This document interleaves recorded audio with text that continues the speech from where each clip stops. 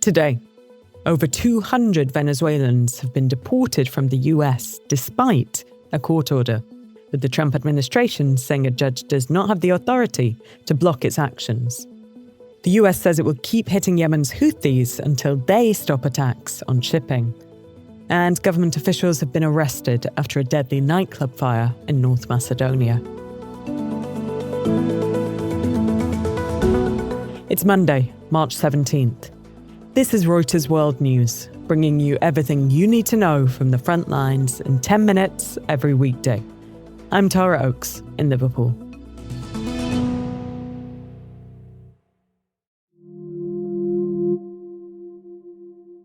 First, to the latest on Russia and Ukraine.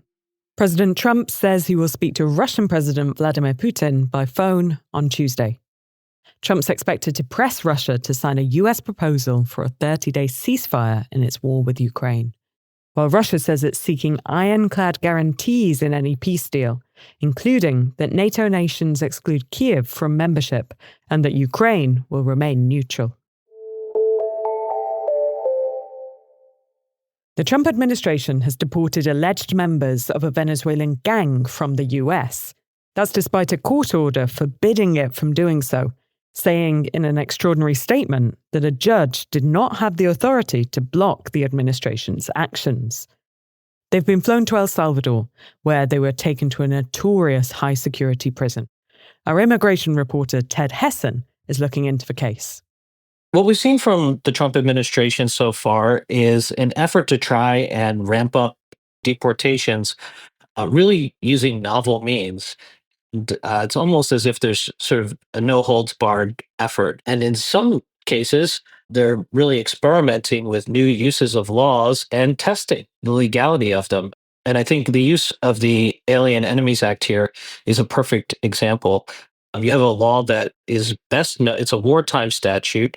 It was best known for the justification for internment of Japanese Americans, Italian Americans, and others during World War II. And it's being resurrected here with the intent of being used against alleged gang members. And what we've seen in this case is that people were deported and the government, US government, still hasn't come forward and said what their identities were, what their alleged crimes might have been, and what convictions they might have. And they've made it to El Salvador now, according to a post by President Nayib Bukele showing men being hustled off a plane in the dark of night amid a massive security presence. I mean, it's quite the post, right, Ted? If you look at it, there's Bukele posting, "Oopsie, too late," above a headline about the judge ordering the flights to return, followed by a laughing so hard I'm crying emoji.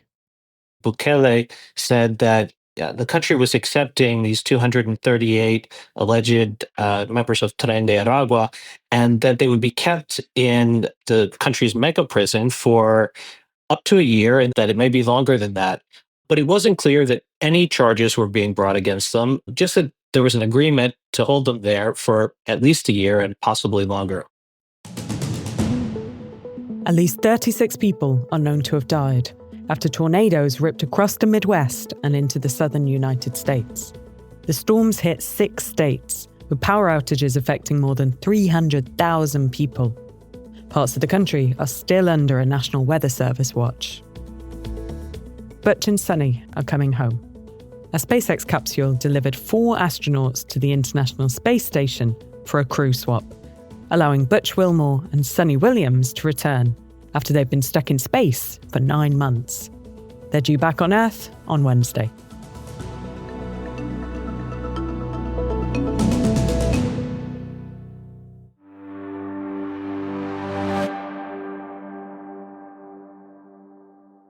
The US has vowed to keep attacking Yemen's Houthis until they end attacks on shipping, as the Iran-aligned group signaled it could escalate in response to deadly US strikes over the weekend.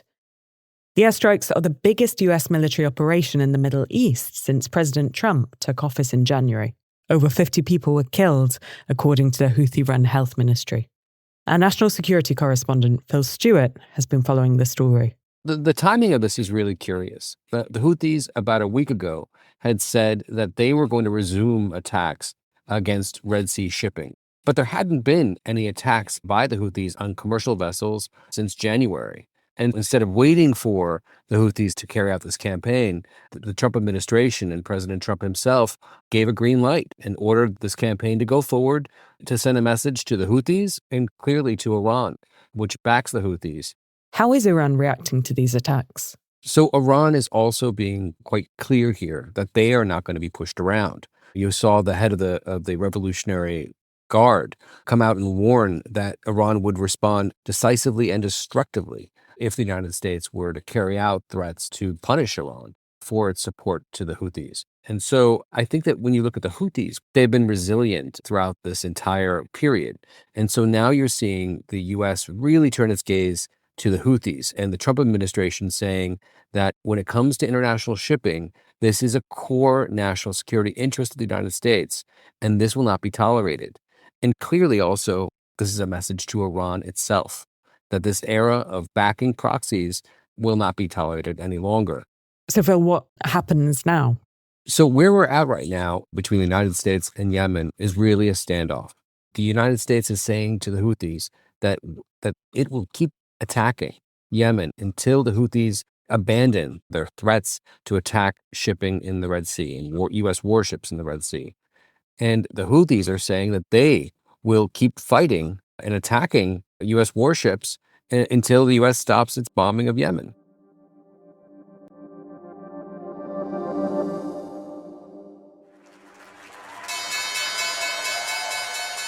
China's State Council has unveiled what it calls a special action plan to boost domestic consumption. It includes increasing residents' income and establishing a childcare subsidy scheme. The plan also envisages measures to stabilise the stock market, but gives no details on when and how this could happen.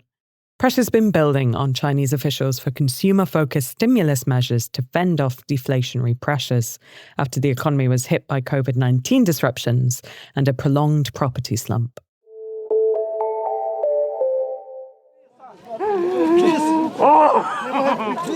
Distraught and angry relatives outside a hospital in North Macedonia after a fire ripped through a nightclub, killing at least 59 people. More than 150 others were injured in the fire in the town of Kosani. Around 500 people were inside when it's thought sparks ignited the roof as a band performed. Maria Taseva was there with her sister when the fire started. She describes the panic as everyone started shouting and screaming and running for the club's only exit. With a bandage on her face after getting injured in the crush, she tells us how her sister didn't make it out and is among those killed. Declaring 7 days of national mourning, Prime Minister Christian Mikoski says the club's license had been issued illegally by the Economy Ministry, promising those responsible would face justice.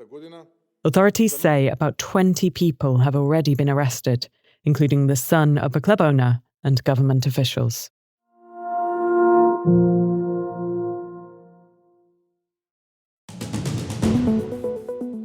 A recommended read is about a landmark legal case resuming in a German court, featuring a Peruvian farmer and an energy giant.